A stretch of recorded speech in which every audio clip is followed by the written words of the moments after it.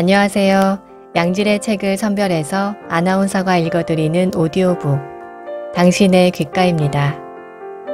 오늘 읽어드릴 책은 김영준 지음 스마트 북스가 펴낸 멀티팩터입니다.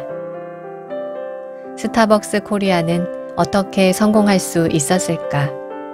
이 질문으로 이 책은 시작합니다.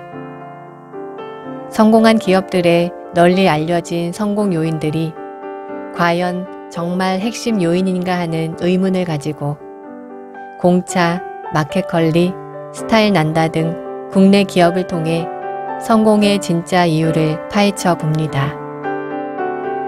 누구나 성공하고 싶지만 노력이나 열정 혹은 한두 가지의 자원만으로는 성공을 장담할 수 없는 현실의 상황을 객관적으로 바라보고 성공을 추구한다면 어떤 시각으로 무엇을 해야 하는지 제시해 줍니다. 노력으로 성공했다는 거짓말, 멀티팩터. 지금 시작합니다. 구독과 좋아요는 큰 힘이 됩니다.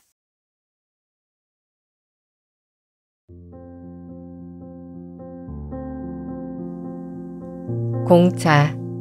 비즈니스는 혼자 하는 것이 아니다. 미디어는 이야기를 만들기를 좋아하며 사람들은 매력적인 이야기를 원한다. 그래서 성공에 관한 이야기들은 매력적인 이야기 구조를 위해 어떤 부분은 축소하고 또 어떤 부분은 과장하기도 한다. 공차가 대표적이다. 30대 초반 평범한 주부의 340억 대박 신화. 공차 열풍이 불던 2013년과 2014년, 당시 대표였던 김여진 전 대표에 관한 수많은 기사들이 쏟아져 나왔다. 미디어가 주목한 포인트는 30대 초반, 평범한 주부 등이었다. 즉, 30대 초반의 평범한 주부가 거둔 어마어마한 성공을 이야깃거리로 삼은 것이다. 당시 공차 코리아의 지분 65%를 매각한 금액만 340억 원이었다. 평범한 주부가 초대박 딜을 터뜨렸으니 정말 매력적인 이야기가 아닐 수 없다. 물론 김 대표가 우리나라에 공차를 들여오기 전에 주부였던 것도 맞고 오픈 시점에 30대였던 것도 사실이다.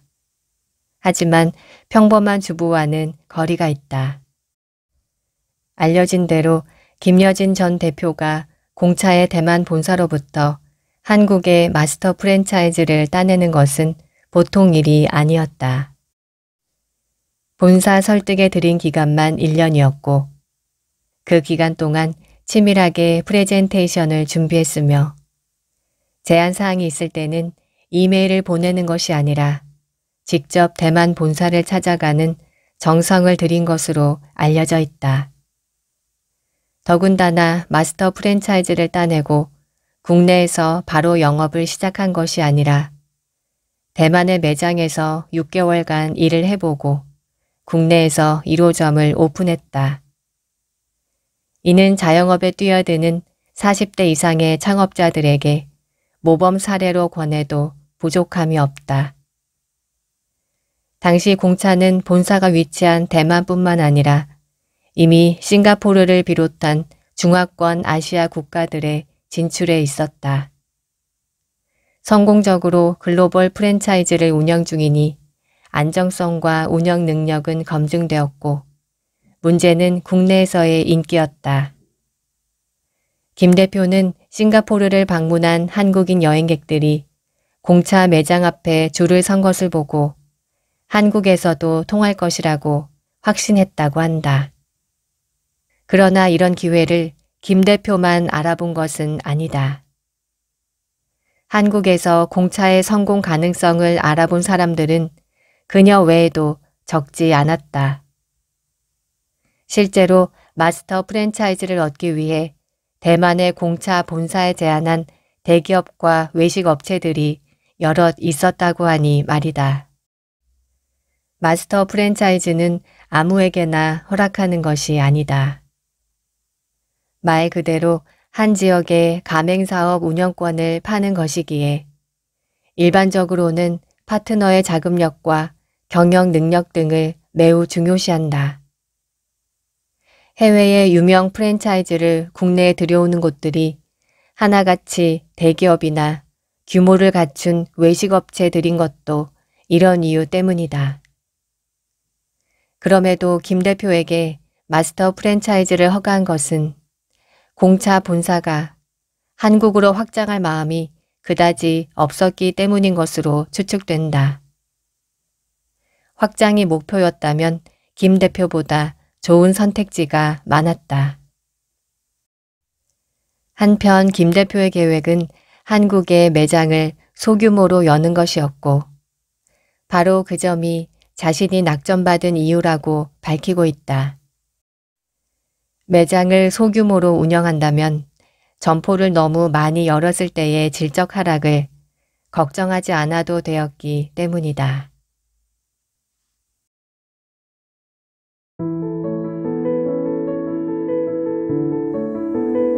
성공 신화의 이면. 그런데 김 대표가 들인 대단한 정성은 사실 정말로 평범한 주부라면 시도조차 하기 어려운 일이었다. 그녀가 이후에 인터뷰에서 언급했듯 공차의 창업에는 A&G, 시티은행, 바클레이, 스탠다드 차타드 등에서 일했던 남편의 도움이 매우 컸다. 애초에 그녀가 2007년 싱가포르에서 공차를 처음 접하게 된 것도 남편인 마틴 베리가 시티은행에서 아시아 태평양 디렉터로 발령받아 싱가포르로 이사했기 때문이었다. 마틴 베리는 당시 글로벌 금융회사에서 일한 경력만 10년이 넘었고 이후 스탠다드 차타드의 한국 지사에서 최연소 전무가 될 정도로 능력을 인정받는 인물이었다. 이런 남편의 지원은 강력한 뒷받침이 되었고 준비와 협상 등에도 큰 도움이 된 것으로 알려져 있다. 실제로 나중에 기사를 통해 알려진 사실이지만 공차 코리아의 지분은 100% 남편인 마틴 베리의 소유였고 김 대표는 전문 경영인으로 참여했다. 이는 마틴 베리가 없었다면 마스터 프랜차이즈 계약 자체가 불가능했다는 사실을 암시한다. 더구나 1년의 설득 기간 동안 김 대표는 수시로 싱가포르와 대만을 오가며 공차 본사를 설득한 것으로 알려져 있다. 또한 마스터 프랜차이즈가 된 후에도 대만에서 체류하며 대만 공차 매장에서 6개월 동안 일했다. 당시 그녀에게는 어린 아들이 있었다. 말 그대로 전폭적인 지원이 뒷받침되었음을 알 수 있다. 한편 김 대표가 공차 코리아 법인을 설립한 시점은 2011년 11월이었고 홍대에 1호점을 오픈한 시기는 2012년 4월이다. 남편인 마틴 베리가 스탠다드 차타드의 전무로 발령받아 한국으로 온 시점이 그해 3월이다. 공차 코리아의 역사적인 첫 매장 오픈 시점에 맞춰 한국에 자리 잡은 것이다. 혹은 그 반대로 이해해도 무방할 것이다. 경영자인 김 대표가 해외 브랜드인 공차를 한국에 안착시키는데 많은 노력과 공이 들어갔다는 사실은 부인할 수 없다. 그러나 과연 이것을 평범한 가정주부의 성공으로 볼 수 있을까? 소유 지분에서도 알 수 있듯 공차는 김 대표가 아니라 부부의 기업이었다. 또 공동 창업자인 남편의 커리어도 매우 비범하다.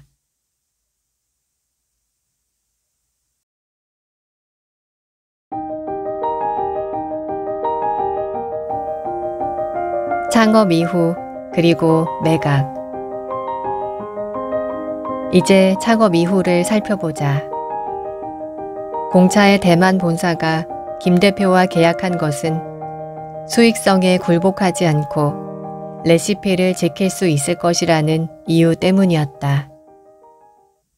프랜차이즈의 특성상 가맹점이 증가하면 수익성으로 인해 레시피에 손을 대는 현상이 발생하기 때문이다. 이 부분은 김 대표가 2013년 10월에 한국경제신문과의 인터뷰에서 밝힌 것이다. 하지만 이후를 살펴보면 대만 본사가 염려했던 일들이 그대로 벌어진다. 직영점이 매우 큰 인기를 끌자 가맹 문의가 폭주했다. 이때부터 공차코리아는 직영에서 가맹 사업으로 전환을 선택한다. 가맹 사업을 하기 위해서는 공정거래위원회에 정보 공개서를 등록해야 하는데 공차코리아의 경우 이 시점이 2013년 1월이었고 4월에 성신여대 가맹 1호점을 오픈한다. 같은 해 10월에 100호점이 들어섰으며 그로부터 200호점이 탄생하는 데 걸린 시간은 단 8개월이었다. 첫 직영점 오픈 기준으로는 2년 2개월, 첫 가맹점 오픈 기준으로는 1년 2개월 만이었으니 확장 속도가 결코 느리다고 할 수 없다. 본사의 입장에서 프랜차이즈 시스템은 적은 비용으로 빠른 확장을 할 수 있으므로 상품과 서비스가 인기 있을 경우 지역을 빠르게 장악하는 데 매우 유리하다. 반면 가맹 점포의 통제와 관리에는 어려움을 겪을 수 있다. 가맹점 교육도 쉽지 않을 뿐더러 자기 돈을 투입한 가맹점주들이 본사의 방침을 벗어나고자 하는 경우도 종종 있기 때문이다. 프랜차이즈의 상징인 맥도날드가 실제로는 부동산으로 개별 점포를 통제하고 관리하는 부동산 관리 기업으로 취급되는 것이 이런 이유 때문이다. 결국 대부분의 프랜차이즈들은 점포 수가 늘어날수록 상품과 서비스의 질적 하락을 경험하게 된다. 공차코리아 또한 단기간에 매장 수가 급격하게 증가하면서 가맹점 관리에 어려움을 겪었다. 그리고 이는 당연히 균일하지 않은 품질과 질적 하락으로 이어졌다. 공차코리아는 가맹 사업을 시작한 지 1년 6개월째인 2014년 10월 유니슨 캐피탈의 지분 65%를 340억 원에 매각한다. 당시 언론에서 극찬하던 평범한 주부의 340억 대박 신화의 방점이었다. 매각 당시 김 대표는 규모가 너무 커져 관리의 한계를 느끼고 대형 기업의 체계적 관리가 필요하다는 생각으로 매각을 결심했다고 밝혔다. 그런데 관리의 한계가 올 정도로 확장을 결정한 것은 누가 강요한 것이 아니라 공차코리아의 결정이었다. 그러한 문제를 사전에 인지하고 있었음에도 가맹점 출점 속도를 줄이지 않았으니 관리의 한계는 이미 예견된 것이나 다름없다. 매각 사유와 매각 직전까지의 행동이 서로 상충된다. 공차의 매각 소식을 듣고 사람들이 의아했던 부분이 바로 이것이었다. 그러나 이것은 공차의 성공을 오롯이 주부 성공 신화로만 보았을 때의 이야기다. 애초에 공차코리아의 실소유주는 김 대표가 아니라 마틴 벨이었고 글로벌 금융기관에서 오랜 경력을 쌓은 그가 매각과 관련이 없다고 보기는 어렵다. 실제로 2019년 1월에 유니슨 캐피탈의 공차 매각 뉴스가 나오면서 그가 지분을 매각할 때 동반 매각 청구권 조항을 넣은 것으로 밝혀져 이 성공 신화에 깊숙이 개입한 사실이 다시금 확인되었다. 마찬가지로 그의 링크드인 이력 사항을 보면 2013년 10월까지 스탠다드 차타드에서 재직한 것으로 나오며 이후는 공차 코리아의 공동 설립자이자 대표로 기록돼 있다. 그가 매각 이후 싱가포르에서 브랜드 하우스 캐피탈이라는 투자 회사를 설립했음을 감안하면 공차의 놀라운 성공은 마틴 베리와 배우자인 김 대표가 함께 협력해서 만들어 쌓아 올리고 마무리를 지은 것이다.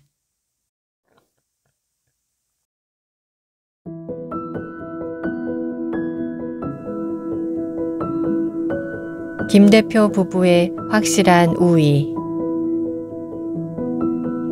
다시 한번 질문을 던지고자 한다. 이것을 과연 평범한 주부의 성공 신화로 볼 수 있을까? 물론 김 대표가 마스터 프랜차이즈를 획득하기 위해 들인 노력과 공이 컸음을 부정할 수는 없다. 그러나 초기의 획득 과정과 이후 매각에까지 남편이 큰 역할을 했음을 감안하면 평범한 주부의 성공 신화라는 이야기는 다분히 과장되었다는 것을 알 수 있다.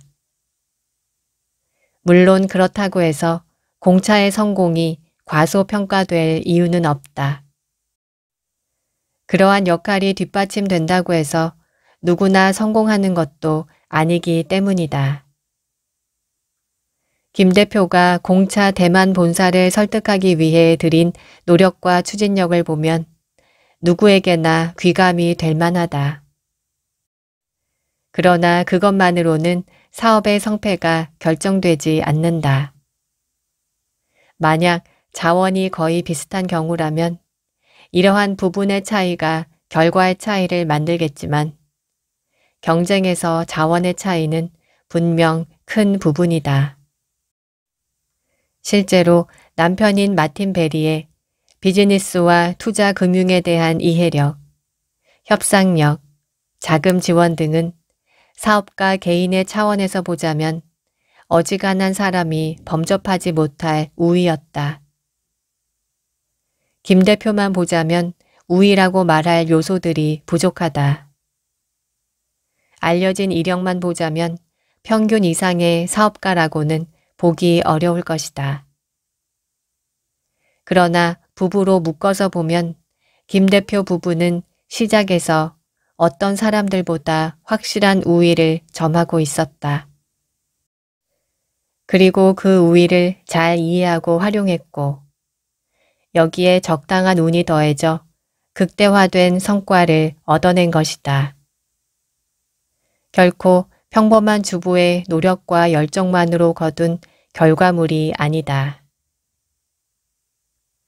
자원이 많을수록 성공에 가까워질 수 있다라는 말은 꿈과 노력과 가능성을 외치는 주장에 비하면 재미도 없고 희망적이지도 않을 것이다.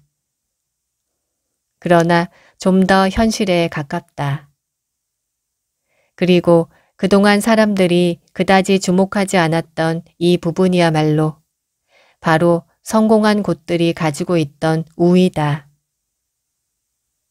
의지와 노력만으로 모든 것을 해결한다는 정신 승리의 신화는 앞으로도 계속되겠지만 적어도 그런 신화를 멀리하고자 하는 자세도 필요하다. 그렇다면 공차의 성공이 우리에게 주는 시사점은 무엇일까? 우선 멋져 보이는 성공 스토리에 섣불리 감동하기보다는 한 번 더 의심하는 게 좋다는 것. 그리고 사업가와 그 가족은 완벽하게 분리할 수 없다는 사실이다. 또한 사업에서는 자원과 역량이 매우 필수적이라는 사실이다.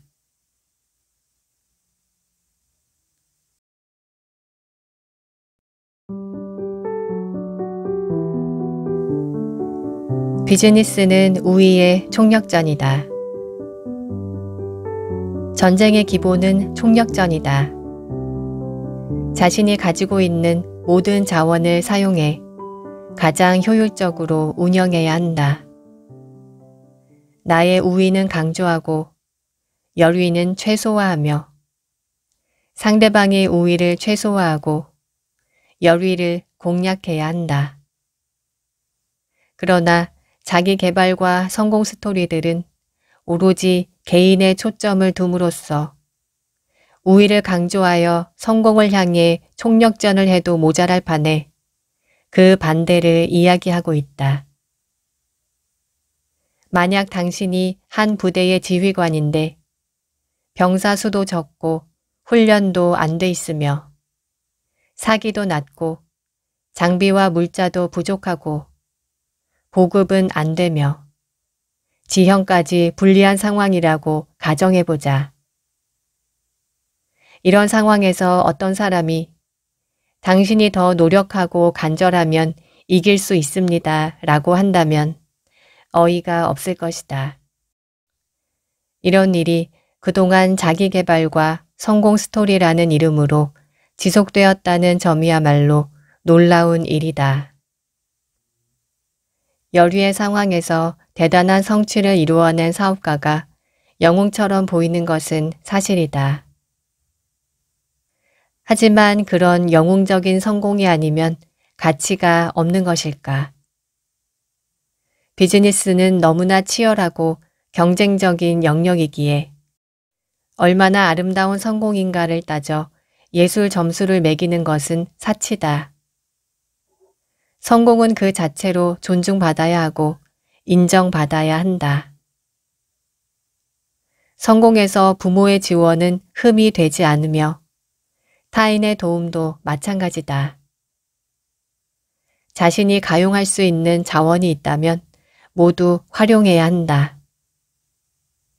다만 그것을 오롯이 개인의 능력으로 이룬 것이라는 착각, 그리고 남들도 같은 출발점과 우위를 가지고 있을 것이라는 착각만 하지 않으면 된다.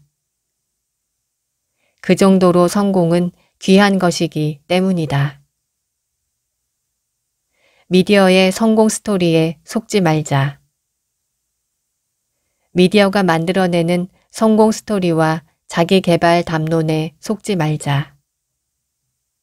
미디어가 말하는 성공은 하나같이 내러티브 오류와 후광 효과로 범벅이 된 그럴듯하게 재구성된 이야기일 뿐이다. 그런 이야기로는 성공의 진짜 모습에 대해 알 수 없다. 성공을 위해서는 자신이 가지고 있는 우위를 모두 쏟아부어 총력전을 해야 한다. 전쟁사를 살펴보면 뛰어난 지휘관들은 공통적으로 자신의 우위를 명확히 인지하고 철저하게 이용했다는 공통점이 있다. 경영과 사업이라고 해서 다를까? 각자가 가진 자원과 우위가 있었고 그것을 적극적으로 활용해 성장으로 이끌었다. 평범한, 맨손 등과 같은 표현의 유혹에 넘어가지 마라. 치열한 경쟁이 벌어지는 곳에서 경쟁자보다 빈곤한 자원을 가지고 있다면 절반은 지고 들어가는 셈이다. 만일 경쟁자들보다 뛰어난 부분이 없는데도 큰 성공을 거두었다면 그것은 엄청난 행운이 따른 덕분이다. 사업에 필요한 자원을 더 많이 확보할수록 평균적으로 거둘 수 있는 성과는 오른쪽으로 향하게 되어 있다. 어떻게든 더 많은 자원을 축적하고 활용해 성공의 축을 오른쪽으로 이동시켜야 한다. 이것이 바로 우리를 성공으로 이끄는 가장 확률 높은 방식이다. 다시 한번 말하지만 성공이 감동적이지 않다거나 멋지지 않다고 해서 저평가받을 이유는 없다. 성공은 그 자체로 대단한 것이기 때문이다. 성공을 위해 우리에게 필요한 것은 성공의 기우제를 지내는 것이 아니라 가장 확률 높은 방법을 추구하는 것이다. 물론 높은 확률을 추구해도 나쁜 운이 온다면 좌절할 수 있다. 하지만 애초에 그것은 우리가 통제할 수 있는 영역 밖의 것이다. 통제할 수 없는 것에 집중하는 것이 아니라 통제할 수 있는 영역에서 최선을 다하는 것이 가장 좋은 방법이다.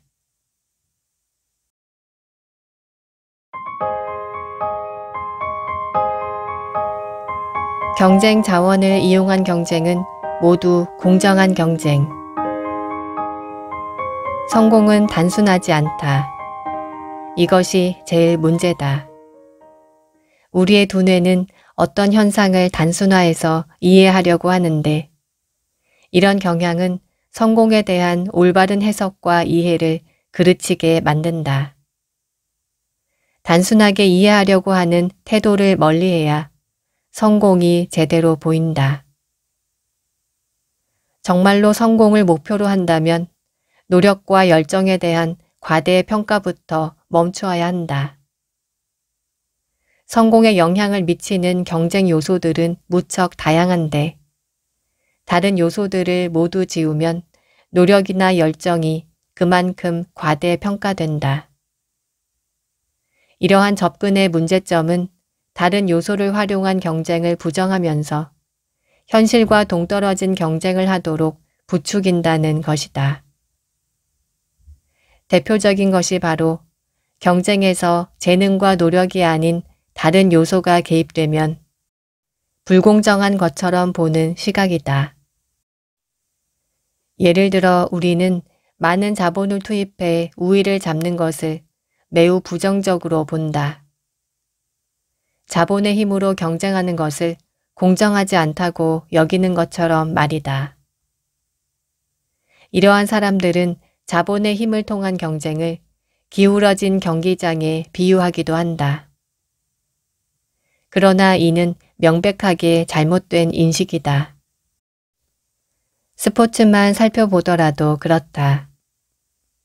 육상 같은 스포츠는 재능과 연습으로 겨루는 스포츠지만 팀 스포츠만 보아도 운과 팀워크, 자본 등이 매우 중요한 경쟁 요소로 떠오른다. 프로 스포츠에서는 이런 현상이 더욱 심하다. 브래드 피트 주연의 영화로도 나온 바 있는 마이클 루이스의 머니볼에서는 메이저리그 팀 간의 자본의 차이를 엄연히 경쟁의 한 요소로 인정하고 이를 극복해가는 방법을 다룬다. 이처럼 재미와 인기를 위해서 팀 간의 차이를 보정하는 프로 스포츠에서조차 자본은 매우 명확한 경쟁 자원이자 요소로 인정받고 있다. 그런데 이익과 생존이 목표인 비즈니스에서 노력과 재능, 열정만이 공정한 경쟁이라고 외치는 것은 애초에 말이 되지 않는다. 비즈니스에서 경쟁 자원의 중요성은 나이키가 잘 증명해준다.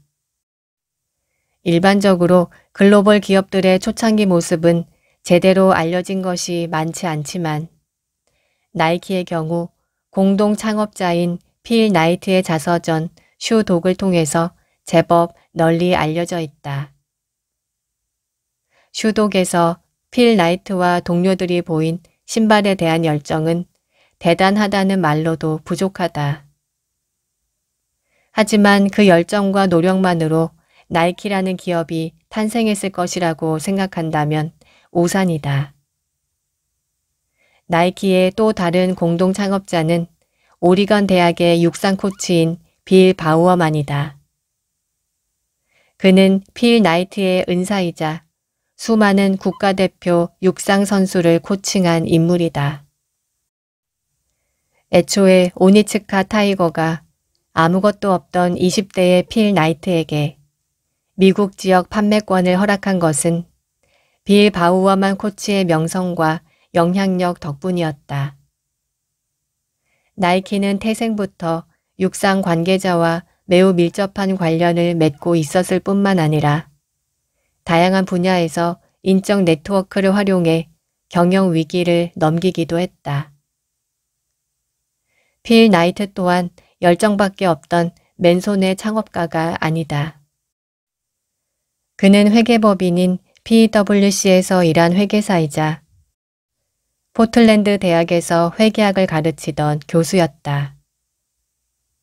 이렇게 탄탄한 수입원이 있었기에 블루 리본 스포츠를 창업하고도 6년 동안 급여를 받지 않았을 뿐더러 부족한 자금을 채워 넣을 수 있었다. 만약 그가 자금 기반이 취약하고 블루 리본 스포츠 사업에 전념했던 상황이라면 나이키는 존재하지 못했을 것이다. 즉, 나이키라는 글로벌 기업도 초기에는 자신들이 가지고 있는 경쟁 자원을 아낌없이 활용해야 생존할 수 있었다. 신발에 대한 열정과 노력은 기반이 되었고 빌 바우어만이라는 스타 코치를 사업으로 끌어들여서 비즈니스를 할 수 있었으며 안정된 직장을 바탕으로 자금을 조달하고 사업을 운영해서 적자를 버틸 수 있었다. 그리고 문제가 생길 때마다 다양한 인적 네트워크를 활용해 위기를 헤쳐나갔다. 더불어 적절히 따라준 행운들은 사업을 크게 확장할 수 있게 만들었다. 필 나이트의 신발에 대한 열정은 정말 놀랍고 배울 만한 것이지만 나이키가 그 열정만으로 탄생했다고 보는 것은 무리다.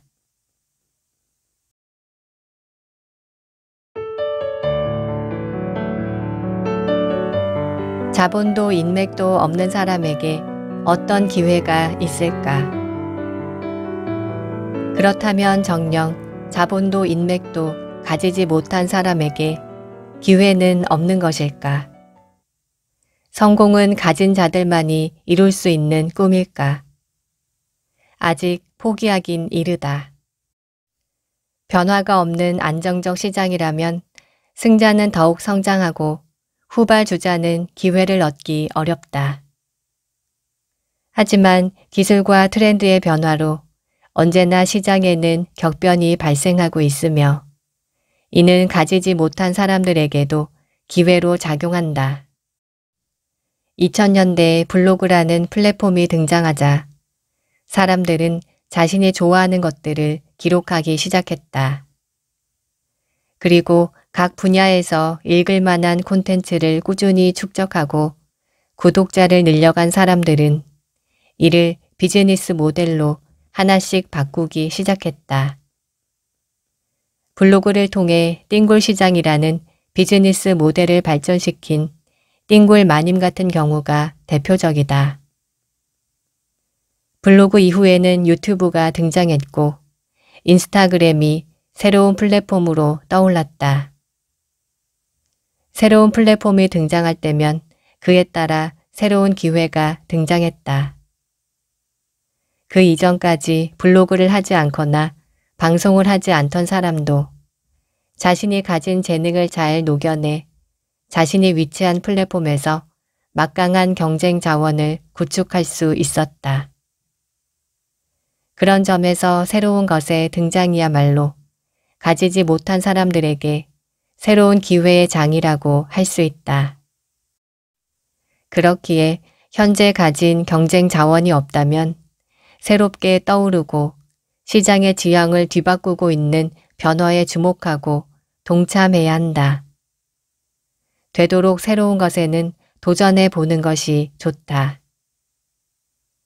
여기에서 가장 중요한 역할을 하는 것이 노력과 인내다. 이 책에서 노력을 과대평가하지 말라고 계속 비판해 왔지만 그렇다고 노력이 무의미하다는 것은 아니다. 누구나 시도는 쉽게 하지만 길게 가는 것은 힘들다. 그래서 중간에 대부분 사라지고 만다. 유명 블로거, 유튜버, 인스타그래머 등은 대부분 그 플랫폼에서 활동을 오래 지속해왔다. 그 긴 시간 동안에 새롭게 진입했던 수많은 사람들은 대부분 사라진다. 직장이든 혹은 다른 이유든 각자 나름의 이유 때문에 더 이상 계속하지 못한다. 마치 새해의 헬스클럽과 같다. 1월에는 모든 사람들이 열의를 가지고 운동을 하려고 몰려들지만 대부분은 2월이 되기 전에 사라진다. 그래서 꾸준함을 유지하는 노력은 그 자체로 매우 중요한 경쟁 자원이 된다. 어차피 모두가 가진 것이 없다면 노력으로 상대방과 차이를 만들어낼 수 있는 법이다. 노력도 실력도 자본도 인적 네트워크도 성공을 추구하기 위해서는 어느 하나도 배제하면 안 된다. 물론 자본도 많고 인적 네트워크도 매우 훌륭하고 외모도 훌륭하며 노력과 실력 등도 매우 뛰어나다면 좋겠지만 이 모든 자원들을 평균 이상으로 가지고 있는 사람은 애초에 매우 드물다. 모두가 각자의 사정에 따라 경쟁자보다 더 나은 부분이 있고 모자란 부분이 있다. 따라서 내가 더 많이 가진 자원을 활용해 경쟁에 뛰어들면 되는 것이다. 경쟁에서 승리하고 성공하는 방식은 가까이 있는 경쟁에서부터 이기는 것이다. 모자라다고 낙담할 필요는 없다. 새로운 기술과 변화하는 환경은 언제나 새로운 기회를 부여하기 마련이기 때문이다.